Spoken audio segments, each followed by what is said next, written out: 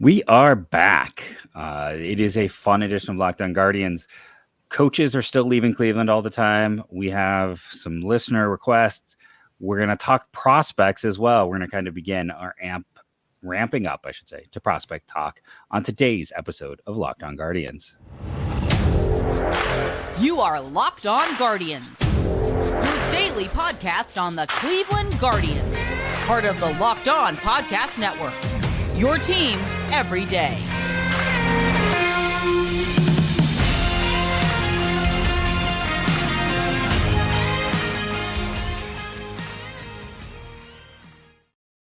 Hello, everyone, and welcome to Locked On Guardians. Today's episode is brought to you by BetOnline. BetOnline has you covered this season with more props, odds, and lines than ever before. BetOnline, where the game starts. Few things right here at the top of the show. Like I said, we're going to talk prospects. We're going to talk coaching changes. We are going to talk about players that might fit the Guardians. A few quick show notes. One, I want to give a thank you to Eduriga, Eduriga, nerds in the best possible way. Thank you. Even though you called me Jess, I'll assume that's a typo, but there's probably someone out there who's listening very excited, thinking I was replaced by somebody else, and now they are sad when they see my face here. Like, finally, Jess is my sister. We are a J family, but no, it is not my sister. It's still me here. Two, even though we have been gone for like our own personal break and vacation, Owen Miller, we still don't know that return. That's going to be one of the great enigmas so far of this offseason. I'm assuming it's cash because, the great theory about Feliciano, I believe San Diego claimed him. I could be wrong there. Someone claimed him. Someone did. Yeah. So that wasn't the trade. We'll see if it's cash. We'll see what's going on with that. We still don't know about Owen Miller. We are in segment one. We're going to address some things because I don't want people to think that we're being all high and mighty here. Before that, last episode, a lot of people were like, why didn't you talk about Trevor Bauer? We were talking about pitching and the pitching market. And one, I still think Jesus Luzardo is the way to go. But two, the reason we didn't talk about Bauer, and this is the only time we're going to address it, is there is obviously the off the field. And if you even look past that and you look past the fact that, this is the organization that employed Mickey Callaway and has some respects, be extra careful after everything that came out. He was a known doctor of baseballs. He kind of put it on Front Street. That's not me saying anything, as he was part of that crew. He knew how to do it, and he was very intelligent about it. He was a smart individual. And three, it was obviously clear that he wore out his welcome in Cleveland. He was a bit of a headache. They didn't like all the humor and the stuff. They got annoyed about the whole 420 and 69 stuff that he wanted in his contract. And then he considered that character assassination in the arbitration when they brought that up as a negative. So if they're already, and I know arbitrations can sometimes get a little off, but they were done with him, even if there was no off the field, and there is a huge off the field, but even if that didn't exist, I don't think they would be all that interested. So Bauer, we're not going to discuss him because the organization will have nothing to do with him. Off the field alone sets that up, but I think they have no interest in dealing with Mr. Outrage there. So I just wanted to address it since it came up a bunch. And then the other thing to address is some people got annoyed with us with the last show, and we're going to kind of talk about that here in segment one. Listen, it is fine if you want to make up your trades, if you want to use the trade value site, if you want to shoot for the moon and try to come up with fun things, that's fine. I'm not saying anyone shouldn't go out and do things, but if you're going to ask us about trades, we're going to take it with an evaluative eye. We are going to say that's not going to work. And we're also going to treat this like this is a news and analysis show. So we are going to handle all trade things like that. Still have fun with it. Totally. Be part of the fun part of Guardians Twitter. That's totally cool. But we're going to pour cold water on things that just don't make sense. Yeah, we've asked multiple times. We did a bunch of shows early in the offseason. We asked for trade proposals and contract proposals, and we, thumbs up, thumbs down. Why won't this work? Like you said, that's news and analysis. The offseason stinks. It's not our fault that the Major League Baseball's model, makes the winter freeze as bad as it is. And I would love to sit here and make up trade proposals all day, and I don't know, it's just not who we are. It's not who I am. It's not who you are. That's not how we run the show. And we definitely want to have a show that people enjoy, and we want listeners to contribute like we had earlier in the off seasons. Just I'm not making up anything crazy that I know is not happening, because I don't want to be the person who's like, saying, oh, here's this trade. Like, there are a bunch of, people out, random accounts out there that tweet that Brian Reynolds is going here, he's going there, and people believe it, and it doesn't happen. And that gets back to one of us, like, oh, you said this was happening, like, I don't want to be that person who that gets back to. And I don't think anybody will mistake me for that, but that's just not what I do. And we're happy to take any sort of ideas from people and then just discuss it. It's just, and then make them our own. I'm kidding. Exactly. We don't steal content. We're not Bowden. That's for Hiram, who rushed to his defense on the last podcast. The only person who has ever rushed to Jim Bowden's defense. But here's the thing, Bowden, I will say this to address that one. Yes, of course he has information. He was a GM for a while. He still has some ties to people who he did not throw under the bus when he was part of a scandal in Washington about stealing millions of dollars from poor Latin American kids. Go look it up. It's not a great look, even if he was just someone who gave up evidence in the end. Now that I've put myself for a defamation suit, but to go back around to all of this, we're going to preach media literacy from now to the end of time, because there's so much junk out there and there's so much bad reporting. And I'm not going to say any of the sites, but there's a site that, you can buy your followers, you can buy your blue check mark. And there was a site that a lot of people were retweeting earlier this year that had like hot information that none of it came true.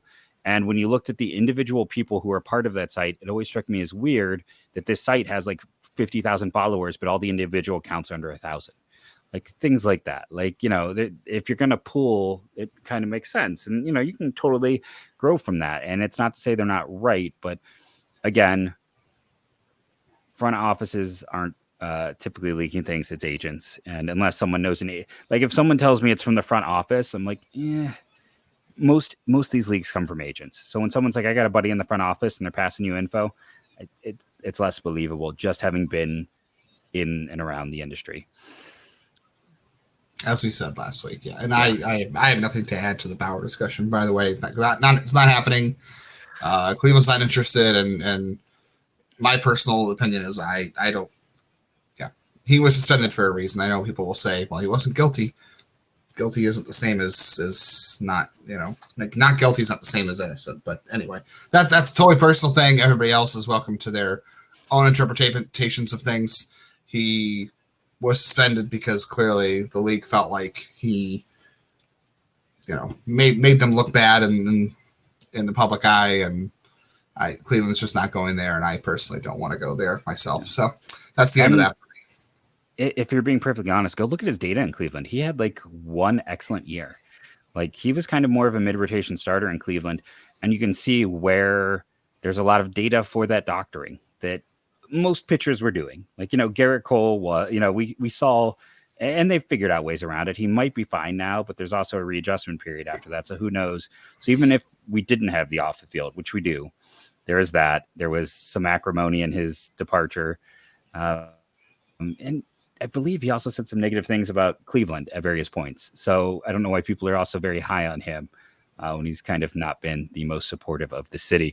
We're going to take break one here right now on that very fun note. We're going to come back, talk about the Guardians continue to get rated for intelligence and coaching and all that fun stuff. A very interesting person just left to join the Boston Red Sox. We got from a eagle-eyed follower some great ideas. We're going to talk about AJ Pollock in segment 2. In segment 3, we're going to, like Justin said, we're going to take a long view at the first, at some positional breakdowns, prospect-wise, on today's Locked On Guardians. But first, this message from one of our fantastic sponsors, and those are our good friends over at BetOnline, today's sponsor of the show.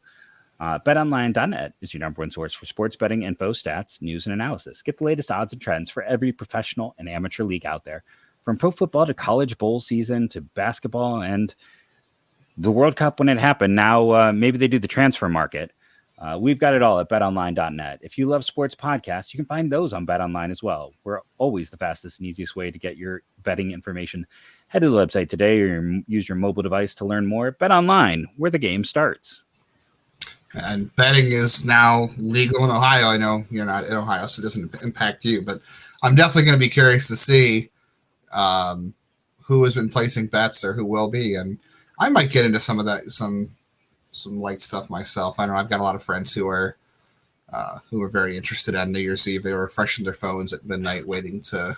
I was not, but come baseball season, I might try to dig into it. Maybe we'll cover that a little more on the show now that it's relevant in Ohio. And I think I guess the majority of our listeners are from Ohio. If you're not, let us know. I suppose it's always nice to hear who's listening outside of the state. But if you're one of the people who are also going to be more active in sports betting now that it's legal in Ohio, let us know if that's something you want us to do more about. I'll try to research a little more, and maybe we'll dig in it a little more. Yeah, it's never really been for me. I'm just honest. I like to have a little more. It's hard with baseball. Yeah. I bet on Ohio State, Michigan for with the buddy last season, and obviously Ohio State lost, and I bet with my heart, and I said I was never going to do it again because that broke me, and I haven't since. So we'll see. So just a fun little thing, if you're curious, because Justin mentioned this, we haven't done this in a while, but actually in Megaphone, we can talk about the geolocation. 95% of our downloads are from the United States. Can you guess what countries 2, 3, and 4 would be for most listened to on the show? They each are 1% of our listener audience. Jamaica. I don't know. Jamaica, not in our top 10. Canada. Canada is 4th. United Kingdom is 3rd, and Australia is our number 2. Germany rounds out the top 5. South Africa and Thailand might be the surprising ones in there. Okay. So yeah, that's and if you want to know, in the United States, it is Ohio, and then Pennsylvania, Florida, and California are all 4%. Then Illinois, New York, Michigan, Connecticut, North Carolina, and Georgia all at 2%. Ohio is 47% of our downloads, so not even half. So kind of a fun random bit. That used to be something I would actually do on the show. We would go and do that. Some people like that. So let us know what you thought about the quick little fun with listener bases, or if you found that really invasive of your privacy. Also, like, comment, click below if you're on the YouTube side of things. Kyle Hudson, University of Illinois wide receiver and baseball player, 4th round pick, I want to say, out of Illinois. This is all from the top of my head. From reading it earlier, he came to Cleveland not that long ago. I want to say it's in the last 5 years, and filled a variety of roles as I want to say the hitting instructor, and now he's going to be Boston's first base coach. Or he got called up pretty quickly. They liked him. They had their eyes on him. He was part of Tito's staff last year. Yeah, he did a lot of work with the outfielders. A lot of help just going I know they did a lot of segments on the Guardians pregame show, just talking about how they would go out and get guys ready to play at certain parks like Fenway and Yankee Stadium, and the new design of Camden Yards they did some stuff on. So he was really instrumental with helping out the outfielders defensively and working on guys with that too. But yeah, he was a quickly rising coach in the organization. I think he had an offensive role. I think you're right, but I know he did work with the outfielders quite a bit this year. So they've had I know people will say like, oh, Tito's an older coach and people don't like what they do. And they've had a much younger staff, and they have lost a lot of these young guys, because that's the thing. When you have a young staff, if you're hiring the right people, they do get hired away. And look how often that has happened for Cleveland. Everybody they hire gets jobs somewhere else. So, they are bringing aboard obviously good coaching talent and developing good coaching talent, and they're going on to higher roles, and they've retained some of them. I mean, we'll see how that goes in the future. But like I said, I think when we addressed the last set of coaches to leave, I said this will not be the last coach this offseason to leave. I didn't know who it would be, but I just had a feeling somebody else would be, picked off this offseason, and there we are. Yeah, so if you want the full details, like I said, he was a football player. It's always interesting when they're two-sport, but 14-game stint in the big leagues in 2011, and then he's been, since 2020, he coached at Illinois for a bit. Then he joined Cleveland in 2019, was pushed up to the big leagues in 2020. And although here we go for 2023 is now the first base coach. So that is quite a fast ascension for him. Because again, he was only in Cleveland like 2 years. So good on him. Good. I mean, it seems like a smart hire. He was clearly someone who was rising very quickly, and that only happens for a reason. And then because I clicked on that, that means that I lost where I was. We had a listener, Matt and Kay, I'm probably butchering your name, who brought up this idea of would AJ Pollock fit for the Guardians? And it was actually a very well-reasoned, well-thought-out point of how he could be kind of that lefty hitter that could be a platoon partner. And he really gets into the data on this. But yeah, what were your thoughts? What were your kind of take on this? Yeah, I mean, I had to go and look. I remembered from the season that Pollock had good numbers against lefties, and I remember the trade he went to the White Sox. I'm trying to think. That was the Craig Kimbrell trade? Kimbrell trade, yeah. Yeah, that was a very strange trade. Was it 2 years ago? Was it? It was last offseason. Yeah, and Kimbrell wasn't around. It didn't have the closer's role very. I was shocked he got $10 million after he was so bad last year. Well, Dave Dombrowski has never been good at building a bullpen, so I'm sure that's going to go fantastic. That's the reason they lost in Detroit all those years. Yeah, I had to go. I mean, obviously, Matan or Matan. I'm not sure how you say his name either, but a lot of good backup data to back it up. I mean. Exit velocity and hard hit rate and strikeout rate were all strong against lefties. Definitely not a guy who should be playing against right-handers. The splits were pretty awful in terms of what he did against right-handers, a 593 OPS, but a 935 OPS against lefties. And, he is getting up there in age. He's 35. He's not going to give you a whole lot defensively. I mean, the outfielder jump and outs above average, not fantastic. I know you do get downgraded for playing in a corner defensively, but and health issues with him through his career. He has had health issues. I wonder if he is. I mean, it seems very tricky and pedantic to carry a player on your roster who is like pretty much just a DH versus lefties. Like, think about how granular that is. That's a very hard way to manipulate your roster to have that guy on there. And you have to, if you're doing that, you have to assume this guy is going to make a legitimate impact. If he's not, he still, has a good arm. Arm strength was rated well on StatCast. Sprint speed still at 60 percentile. So that's not like terrible. Everything else is pretty good on there. Chase rate and walk rate kind of stink, but if you put him against lefties only, I don't know. It's a very hard roster spot to plan for, and you'd obviously have to make a 40-man move at this point to add anybody. And I don't know what AJ Pollock's market is, but think about this. You have a lot of young guys in this roster. Obviously, if you're not playing AJ Pollock every day, there stands the reason you can keep him healthy. I don't know if that necessarily translates, but you can at least say that's possible. He's off his feet more often and less chances to run to the wall or who knows what. But it sort of gives you a fail safe too, right? Like, if Oscar Gonzalez regresses at all and runs into issues, you kind of have Pollock there who might be able to fill some at-bats if you run into issues there. They do have a spot, to be honest. Like, they do. Like, look, again, especially against lefties, you play Gonzalez in the right field, you play Bell at first. You bench Naylor against lefties because that's the whole reason Josh Bell is here. You still have at DH at-bats, and you can obviously fill that with, Ramirez or whoever else, if you want to spread the at-bats around. But if you put AJ Pollock in there against lefties and he does what he did a year ago, that's some pretty significant production. And then, you would need a defensive replacement late in the game for either him or Oscar Gonzalez in right field anyway. But if you can carry that roster spot, it's an interesting idea. I don't know. Again, I don't know what his market is and what's going on out there, but there's definitely room to put him on there. If it gives you a little bit of it raises the floor, right? It raises your floor. You can put someone in there who has a reasonable, successful experience in the majors, and he's older than the rest of the roster too, and has some other playoff experience around good teams too. So that could be helpful.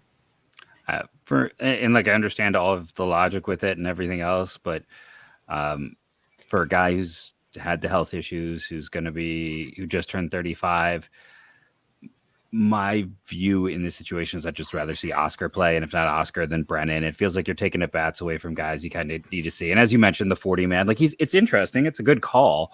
I wouldn't be like annoyed by it. I'd be slightly annoyed by it, if I'm being honest, just because, again, you got to kind of see what Brennan can do. You have to see if Gonzalez is the real deal or not.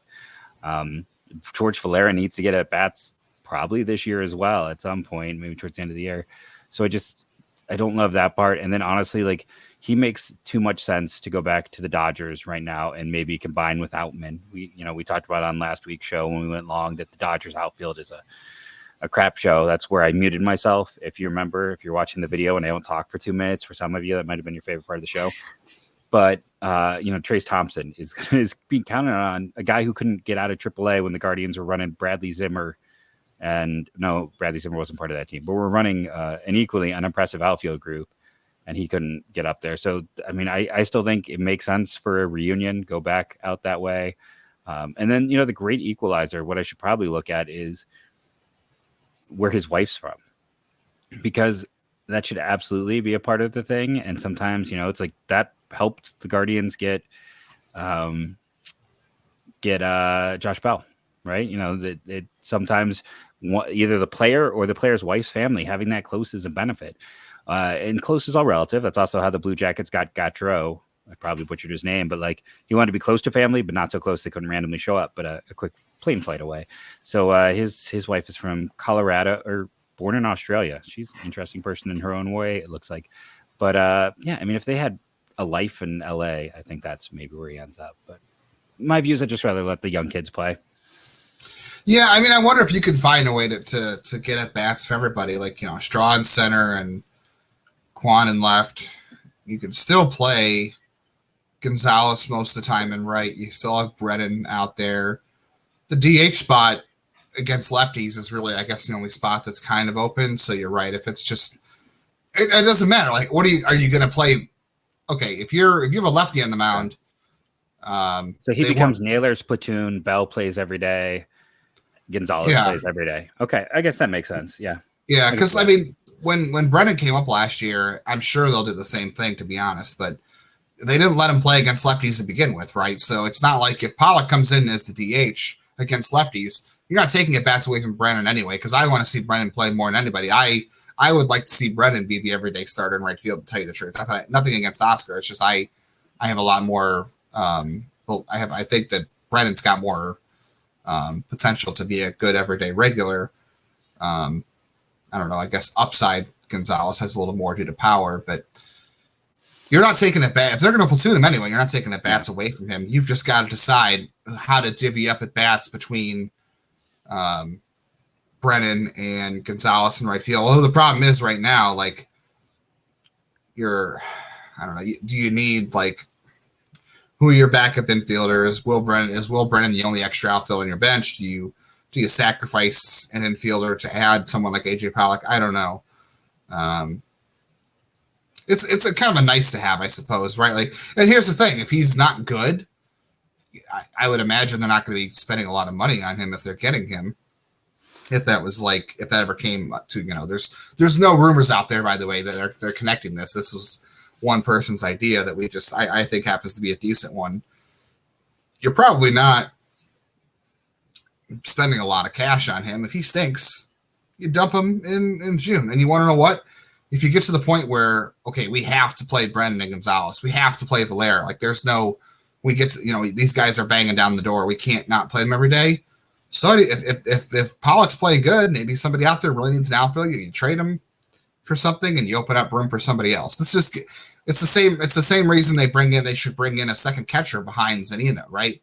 Because it gives them the option to delay Naylor's arrival, and you just need depth, really. I think you just need depth. I know you've said that outfield depth might be the best in Cleveland. It's been a long time, even if it's inexperienced depth, but it's a long season. A lot could happen, especially with young players. Guys could regress. Having that fail-safe option is always good. It's not like people are going to be like, oh, well, it's Domingo Santana or it's Who were some of the other outfielders they brought in that were just so Melky bad? Like Cabrera, Domingo Santana, Hanley Ramirez. I guess he was Carlos Gonzalez was it? Carlos Yeah, Carlos Gonzalez. Gonzalez. That was a terrible one. Melky Cabrera was like okay. He played like he had like a 780 OPS or something. So Yeah, he wasn't that bad that year. Same thing like Austin Jackson was that, and he was awesome that year. But you know, you got to kind of get a little lucky at sometimes with those. Let's actually take a break here. Come back, and we're going to talk prospects. We're going to talk big picture. We're not going to do top 10s yet. We're going to look at some positions. So make sure to comment below kind of like what you would like us to talk about prospect wise, maybe as we move through positional groups. I think we'll start with catcher today. It's everyone's favorite, and we'll see how much time we have from there. But first, we're going to take another quick break from a fantastic sponsor who helps this show go. And that sponsor is BuiltBar.com. You know them, you love them if you've ever ordered from them. And if you do order, remember the promo code is LOCKED15. That'll save you 15%. That's what I use on all of my orders. And here's the thing. I love Built Bar. So right now they have 10% off all products site-wide. I ignore what they tell us to read because it's actually a product I buy. White chocolate peppermint granola is personally, for me, the most tempting flavor they have right now. They do coconut well. The churro is solid. I've gotten that one. I like the salted caramel as well. Coconut brownie is a favorite amongst our base. I like my one. I'm not a big fan of white chocolate. That's the only reason I'm not ordering a box today. But here's the thing. If I click on this, like this white chocolate peppermint, it has pieces of candy in it. It has peppermints in it. I know from having gotten other bars. So like, how good can it be for you? It's got candy on it. It's got 3 grams of fat. It has 15 grams of protein and only 7 sugars. It is 23 total carbohydrates. It's good for you. It's going to taste good, be good for you, fill you up. Go to BuiltBar.com today. Remember, you use that promo code LOCK15. It's the only protein bar I will buy and or eat. So we'll go a little over 30. So it's not just slamming you. Here you go. Now go follow the rest on YouTube. So the reason I think we decided to start with catching is because catching is a poop show. I can't use the language that I want to use, but the depth in the system is not great. They really haven't drafted that many catchers recently. They used to always draft about 1 to 2 a year. I would have to go look. It's like, was Josh Roulette the last catcher they drafted? Like it's not been a high amount of catchers drafted by this organization. They've kind of just punted the position. And what that leads us to is we were discussing this, and it's like, okay, you got Lavastida, you got Naylor, and then there's no one else is there anyone else who even hit? I think we said no one who's even a top 50 prospect. Yeah, I'm just kind of looking at the catchers in the organization. You're like hoping a young kid succeeds. Yeah, they've really gone the international route with catching, to be honest. Like they've decided to pass on catching in the draft the last couple of years, and they've signed. I mean, they did take Logan Clark this year, high school catcher. I think that was the 17th round. It was pretty late in the draft. He was a high school kid though, and they signed him, which was really surprising that he signed. But so they did have him. That was they did draft a catcher this past past year. That was I blanked on day 3 players. Yeah, Logan Clark, a kid out of California. Everybody else has been free agent signings. You had Seth Goodell and Zach Fascia, Mike Falia, who's wasn't Fascia like an undrafted guy too? He was, yeah, that was their guy. So they've really leaned into an international market with catching, and they have a bunch of international guys. Like I don't know, it's such a high risk position anyway to talk about. Like, I don't know, if you want to start heading down this route, there's a bunch of guys there. We can start at the top, and I'll just give you some teenagers' names that are worth listening to. Nobody's top 50. Like David Fry, I think David Fry is maybe the only one that can crack the top 50. But even then, it's very uncertain if he's actually a catcher. That's about it, right? Like, there's nobody else. I think that makes that. I don't know. Does Michael Berglund is possibly top 50-ish? Probably not. I don't know. I don't know. Like, I have a hard time when you get a guy through the minor league portion of the Rule 5 draft. so few of those guys ever go. I was pulling up my Logan Logan Clark data, and I tweeted that it was exit velocity and good pop times, and that he was 19 years old when they drafted him, which I always say is something that stands out because in the past they've avoided that. So when they take a guy who goes against model, then that shows there's a guy they believe in. Yeah, I think it's just a surprise they even got him signed, to be honest, right? I forget where he was committed to go to college, but when you're taking a high school kid in the 16th round, you can go over to a certain extent because what is it after Cal State Bakersfield? So not the biggest of the Bakerfields. You can go 125. Yeah, you can. It doesn't only a certain percentage. And he was the 11th ranked catcher in the state of California. So I mean, he wasn't a huge name. That sounded like a knock on him. He's a like I said, a 194 pop is fantastic. A 90, like he's got all the tools to be 74 miles per hour was his throwing arm. 90 was his exit velocity. So good tools, but yeah. Yeah. The fact that he even signed though is just incredible. So we'll see what happens there. But yeah, it's pretty obvious where to go from this position, right? It's Naylor and Lavastida. Mm-hmm. I don't know. Are you going David Fry at 3, or are you going Berglund at 3? I mean, I'd probably go Fry because I actually think he could probably hit major league pitching. I don't know. Like, I think he can. I think he can be a platoon bat. I do believe in that. But I don't know if he's a catcher long term. That's the problem. No, I don't know if he's a catcher either. The bat's one thing. I just don't know if he's actually a catcher. He might be. Like we talked about Dalton Varsho, who is an outfielder who can moonlight as a catcher. David Fry is probably like a first, third baseman who can moonlight as a catcher, but the defensive abilities to a catcher between Dalton Varsho and David Fry are like a football field wide. Probably nothing against David Fry, just saying. Yeah, isn't Victor Torres is probably the biggest money signing they had at the catcher position from the international market. Yeah, he's up there. Yeah, and obviously he is a no name kind of too because he is the son of He's the nephew of Cesar and Mazer. Nephew? I don't think he's son. I think he's nephew. I'm gonna check that real quick. Not that I don't believe you, but I can't remember from my own. I put up a list from put up an article from our friend Matt Lyons over at the. Covering the Corner. I forgot what they sometimes names get changed. But Matt's pretty reliable. And no, you're right. He is the nephew. But that was also the Jason Churio class. So just to put those two together. Okay. So there's Victor Torres. Yeah. And then it's a lot of unknowns. You've got Jose Cedeno, who is a really both those guys got 1.2 million, is Torres and Churio. They were on a similar just to give kind of some background. Yeah. Well, there's that. There's. I think you're right. It's interesting, and I think to interrupt you completely here, do what everyone loves. How much they're left-handed catchers, all these young kids, but I think it makes me wonder, like, just getting these guys young so you can work on all the things you want them, and then bilinguality, is that the way to say it? I mean, I think being bilingual is huge, and I think they really want to move towards that with catching. I think a lot of teams want to move towards that in managing and catching in general, and I think that's part of the reason that they're going that way. And again, Logan Clark has some good physical tools, power wise, and his pop.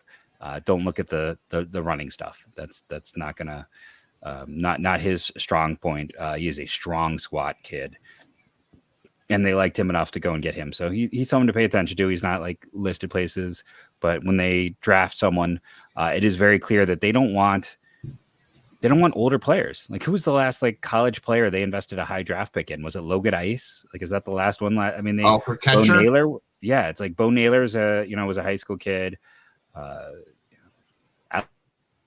Alex Levisky was a high school kid. Go for the last time they drafted a local product.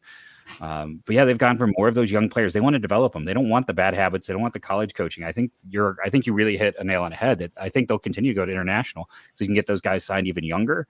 And you can coach them up. I mean, they are so into the nitty gritty and detail that I think there's a lot of, like I said, I think it's a very smart statement from you. Yeah, I'll take it where I can get it. That doesn't happen too often, but yeah, I mean, if you just look at the makeup of the roster, that's really where everything comes from. Is all those guys. I mean, there's Michael Unditis. That was another late catcher. He barely plays. I forget where he's even from. I'm sorry. Manuel Mejias is another one that was an international signing. Robert Lopez was an international signing. I mean, just looking at their organizational roster, you've got one, two, three, four, five, six catchers on the roster that were drafted, and the rest are all either how about this fact? International or acquired. So if I go to roster resource and look at this, and I look at their catcher depth, they have 7 catchers. All of them signed from amateur signings from Venezuela. Like, not only is it just catchers, but it's only Venezuelan catchers. Isn't that where Victor Martinez was from? I don't remember. He could have been, yeah. But it's interesting that it's not just catchers; it is only Venezuelan catchers. Country. Right, yeah. So I mean, they must really like. There's a scout who's maybe there or someone they trust. Yes, he was born in Ciudad de Bolivar in Venezuela. So I don't know if they've got if Victor still got a hookup and they got some chat, but it is interesting that they are focused on. You have to ask Yudi Melendez, who's the director of international scouting now, I believe. Yudi Melendez used to be a local guy. I ran into him a couple times when I was covering high school baseball. I was at Trey Gant, who they drafted. He was out scouting. Oh, yeah. Yeah, I caught him at a high school game in 2015 in the Northeast Ohio. I won't say where, but I guess it doesn't matter now. It was Notre Dame Cathedral Latin. It was for a kid named Ryan Falls. I'm not sure that's who that's who I was there to see, but he's their international scouting director now, I think. He was sitting up in the front, occasionally border points. It was not a great game. And then I was chatting with Burke Granger in the back, and we were just talking about things. I remember that one. That one stands out. It was a fun game. Lucas Goldbreath was the pitcher on the mound, so he was interesting. Colorado, I believe. He was a Colorado high school kid, went to Minnesota. But we should call it a episode for you audio listeners. We went a little long. We'll continue talking a little bit more, getting in the weeds here for the YouTube followers. This is at this point in the show. I want to thank you all for rating and reviewing, listing. The spiel. Make sure you subscribe on YouTube, subscribe on all of your listening apps, whatever you use. We greatly appreciate everyone who is a part of the Locked On Guardians team. Thank you all. Thank you for not getting mad at us for taking a bit of a break. We need that chance to recharge and refresh. And let's also be honest, it's not like there was a lot of news to pull us away. I don't think MLB trade rumors has even had anything. So thank you all again, and go Guardians, go.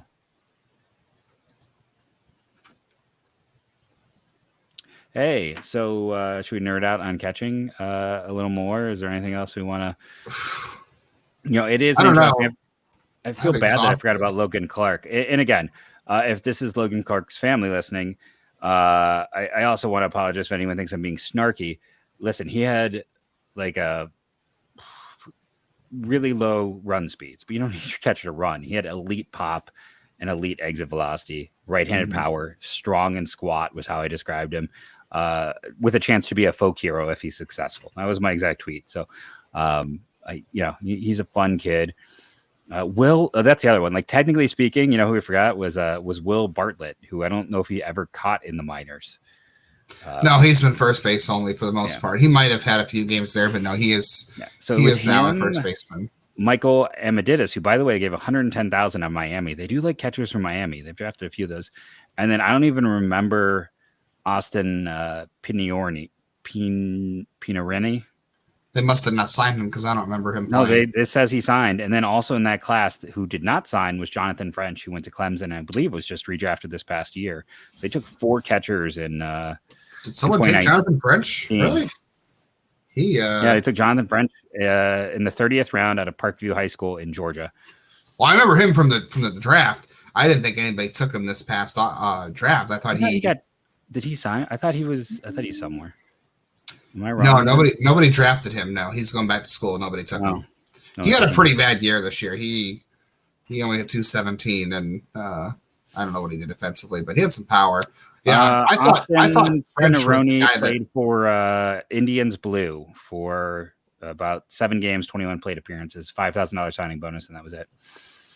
Yeah, he might have had a greater chance, but all those 2019 kids got screwed because you got a very small window, and 2020 happened, and nobody played, and then they had to cut minor league teams after that, and it was a bloodbath. So poor kid. Yeah, I thought that when they didn't sign, I knew they weren't going to sign him because it was a 30th round pick, but I thought that French would be the guy that got away in their class that year because I really thought he had a lot of upside, but obviously they weren't going to sign him that late, and now things have not gone well for him at Clemson quite yet. He's been okay, but the hit tool is obviously an issue. But they've also shown that they are willing to overlook the hit tool with a catcher if they provide good defense, right? That's the one position they're willing to overlook that. So maybe, and they do redraft guys all the time. Like this is, they are always following the same guy. So who knows? Maybe they'll come back to that.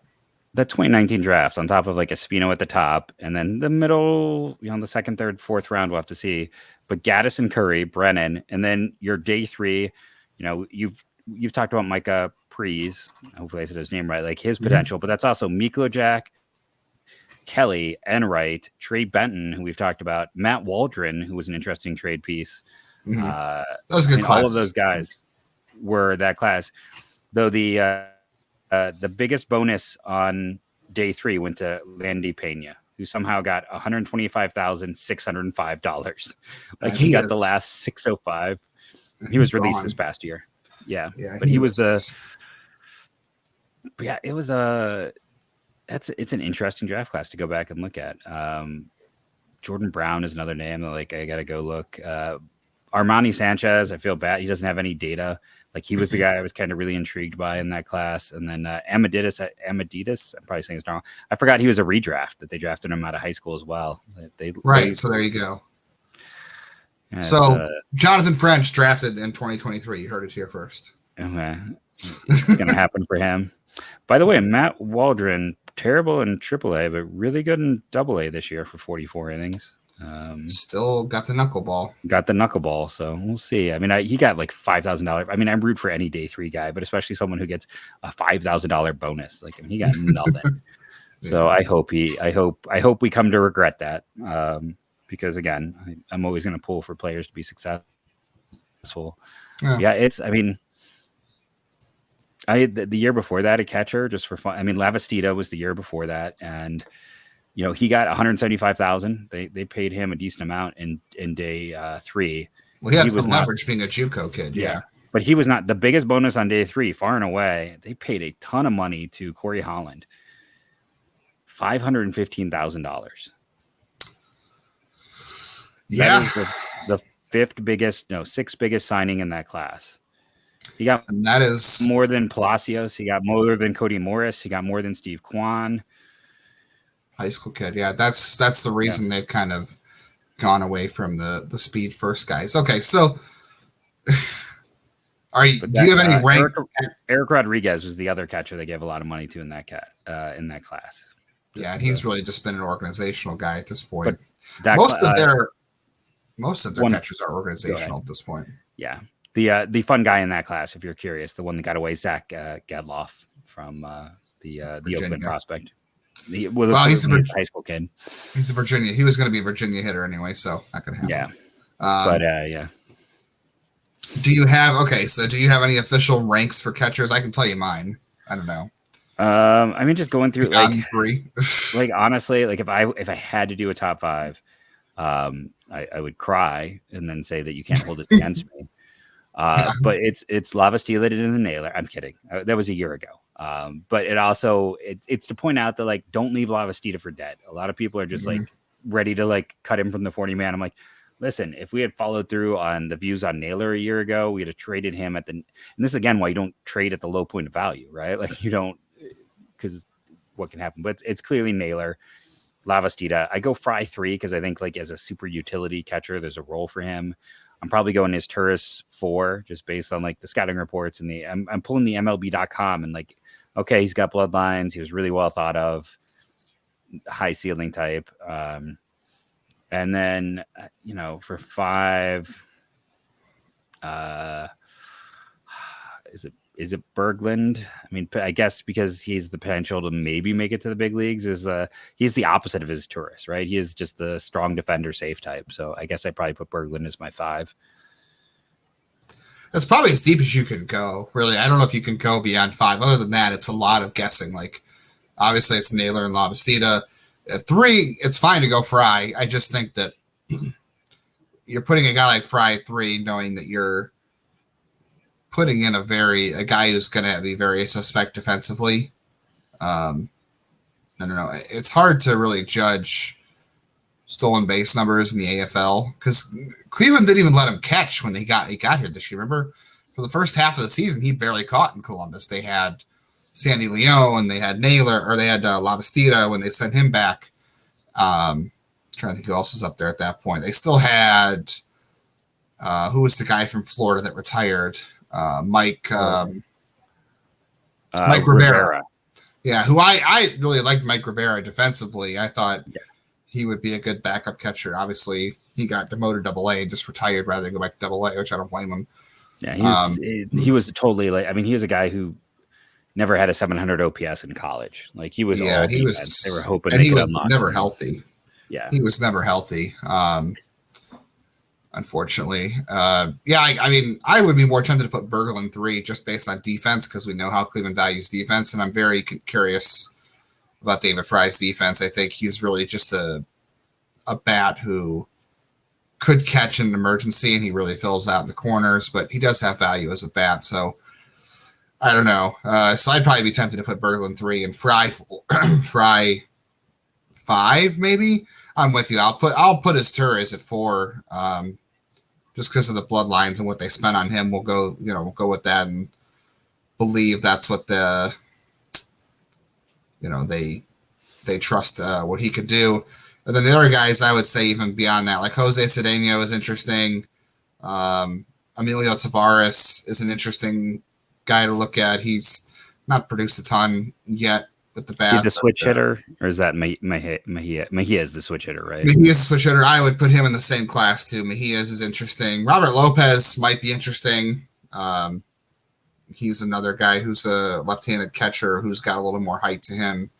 And the guys who were at Lynchburg last year, like Richard Paz and Victor Planchart, not enough bat, and those guys did not throw runners out very well. And you can't look at that on a whole either because you have to judge, obviously, how those pitchers are holding runners, and it was a new rule this year in terms of how to hold runners.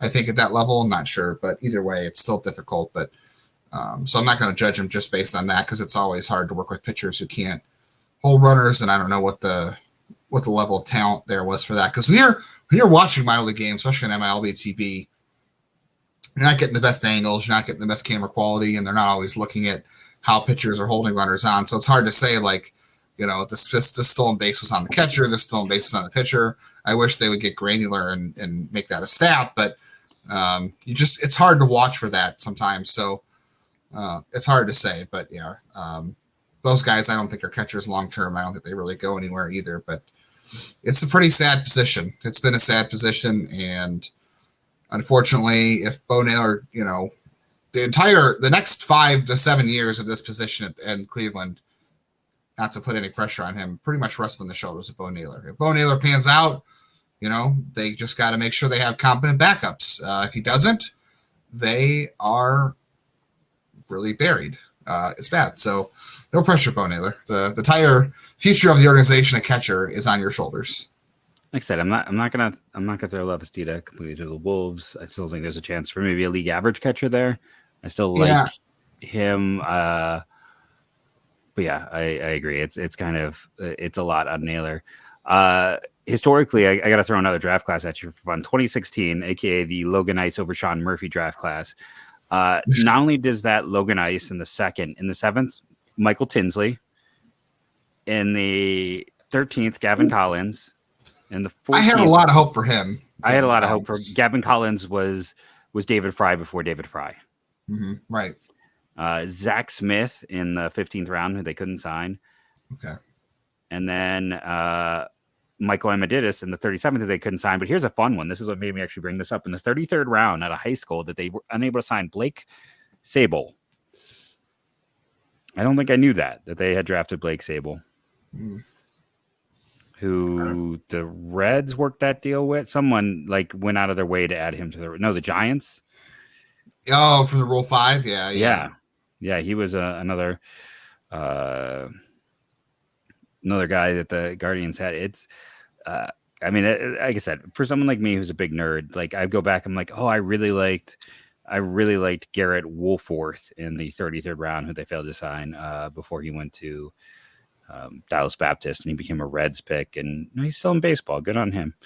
But yeah, it's I can go through, and they used to draft 4 to 5 catchers every year. They didn't sign all of them, but they would draft 4 to 5. So it is interesting to see that change, and I think you're dead right about that.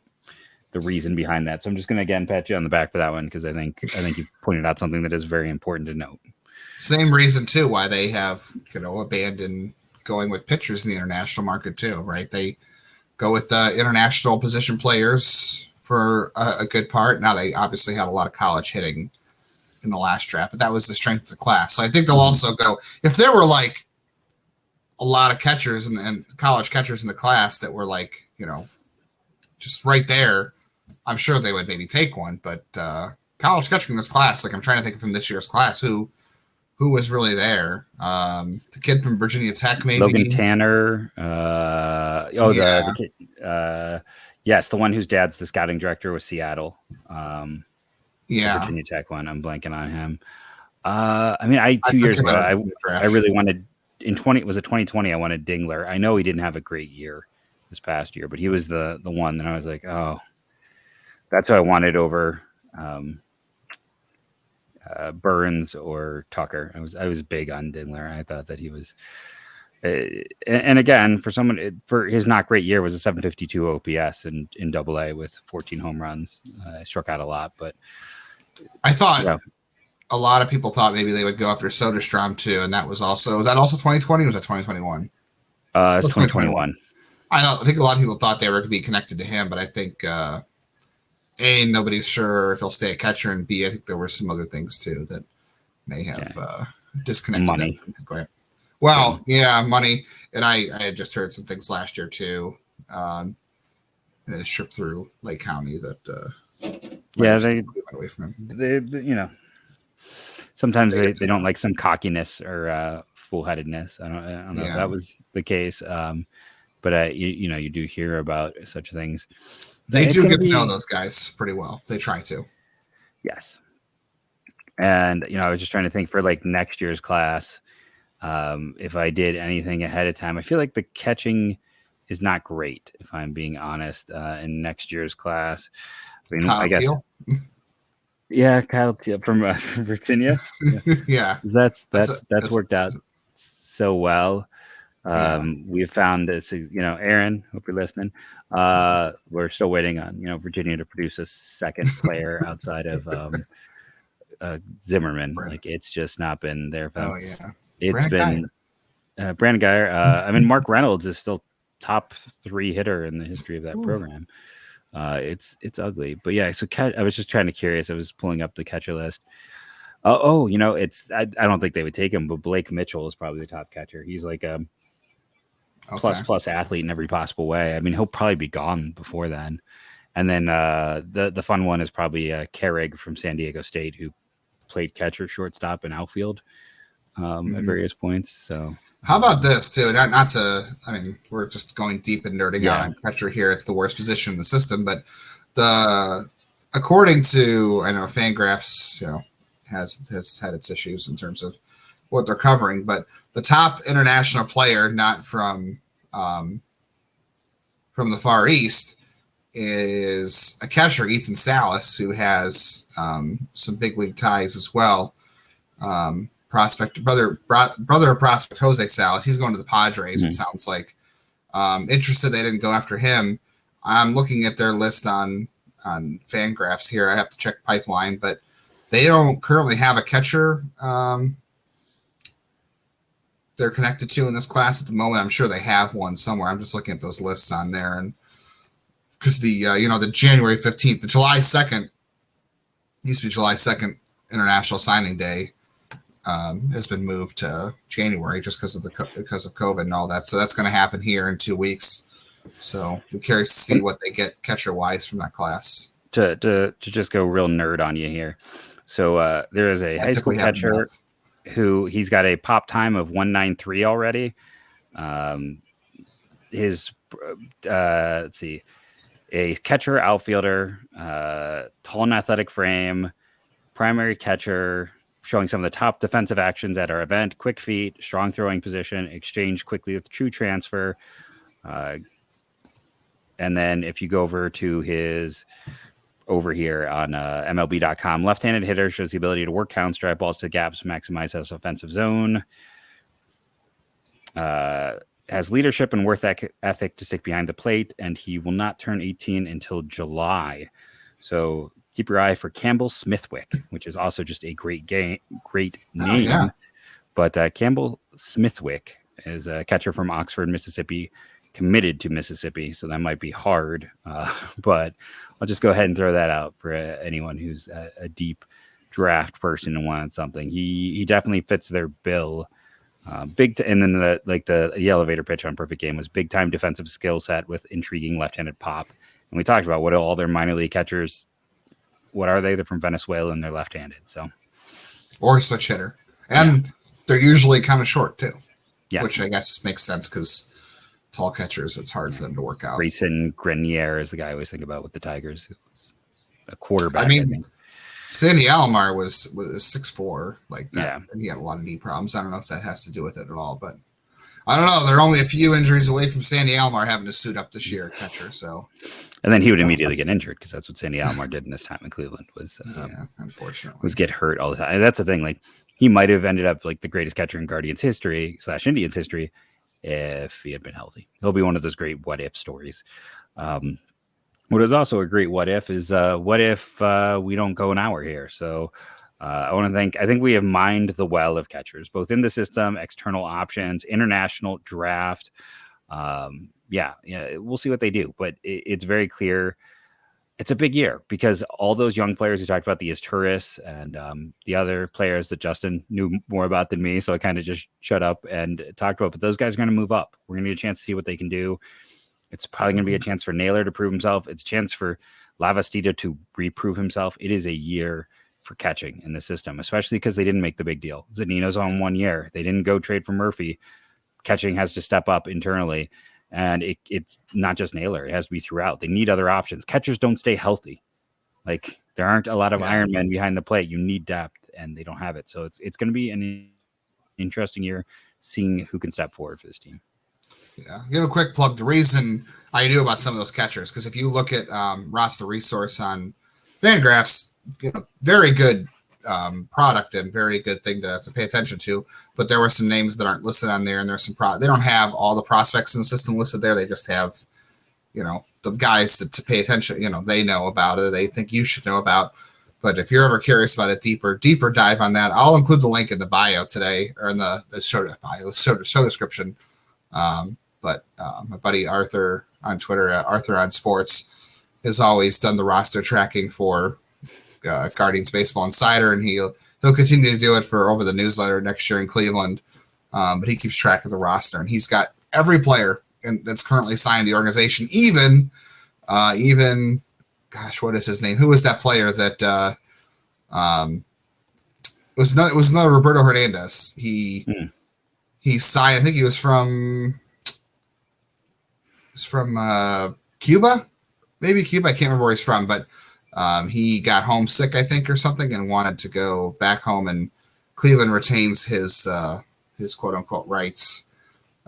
So even tracked on the roster sheet there. So I'll include I laughed there just because like Arthur is the guy I go to. Like if I have confusion, like, hey, are they at the max yet? Like he's the guy. Yeah, that's your roster guy right there. And I'll include a link to that as well in the show description. That's where I get, if you want to go deeper than what Roster Resource offers you, everybody who is currently signed to the Cleveland system is on his roster sheet right now. Yes. He knows the exact number of spots. If I tweet about it, he'll often let me know, like in the nicest way possible as well. Yes. He's a great follow. So definitely make sure to follow him.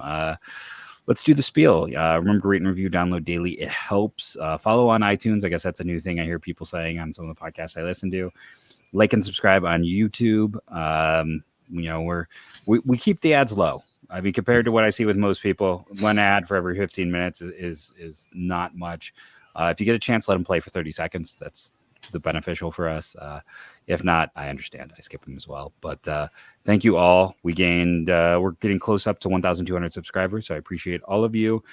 Thank you again to Edriga, who left an iTunes review. And go Guardians, go.